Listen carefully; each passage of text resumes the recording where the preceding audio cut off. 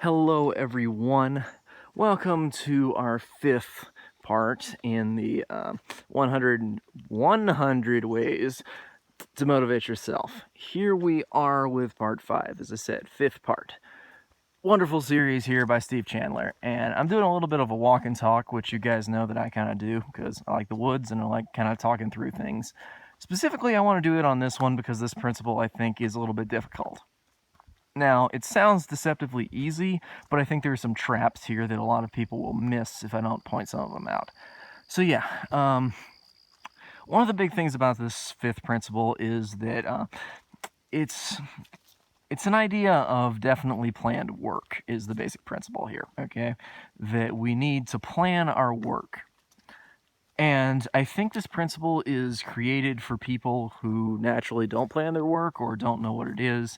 He says, Steve Chandler here is saying, well, too many of us think we're too depressed right now to begin on some new road to self-creation, that kind of stuff. And so if you're really not motivated, I mean, this is kind of what this book is for anyways, to motivate you to go do something. But I feel like it's still a problem with planning your work too tightly. Now, once you have a really good subconscious mind so if you don't have a good subconscious mind, planning your work's the only way you're ever going to get it done because your subconscious mind's going to be fighting you at every turn. But if your mind is programmed well, maybe then you don't really need too many ways to motivate yourself. But to me, the problem here is that when you plan your work too tightly, it's easy to fall into perfectionist territory. See, the perfectionist mind's job is to make you think you need a perfect plan so that whatever you try to do, you can't do it perfectly, so you have to quit. So it's kind of trying to stop you from achieving things, but you feel like you're working super hard. Obsessive compulsive personality disorder fits that kind of category. Not OCD, but OCPD.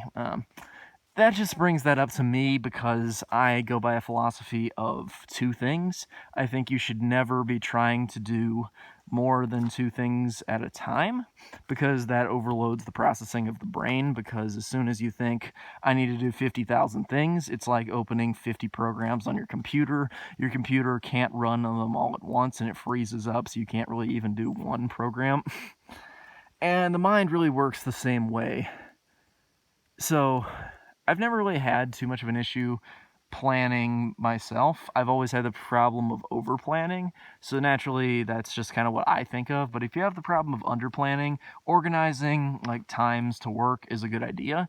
But if you have a really positive mind, you're likely going to tackle those things anyway. And what really matters is not overloading the mind with too much of a plan, because people think, I need the perfect plan, it needs to be just like this, it needs to have all these little details, this. Even when they do start planning, they often do that. So I recommend have a general goal that you're shooting for. Have something like, I want to achieve this, and then shoot for it, and then just do it on the day-to-day. Program your subconscious mind well. Use your affirmations, use like the sleep video and stuff that I have here. Use that kind of stuff to better your life, make your subconscious mind more positive. Listen to this kind of content that can really get you to consciously see the differences so the subconscious can get some of that, and then emotionalize your affirmations in order to really program it differently. Otherwise, I would say the overly planning thing is just an issue that some of us face, like me. I had that issue, and so I had to go away from planning as much, and I can do so much more and do so much better a job of planning less and just kind of doing two things at a time. Anyway, that's just me, but yeah.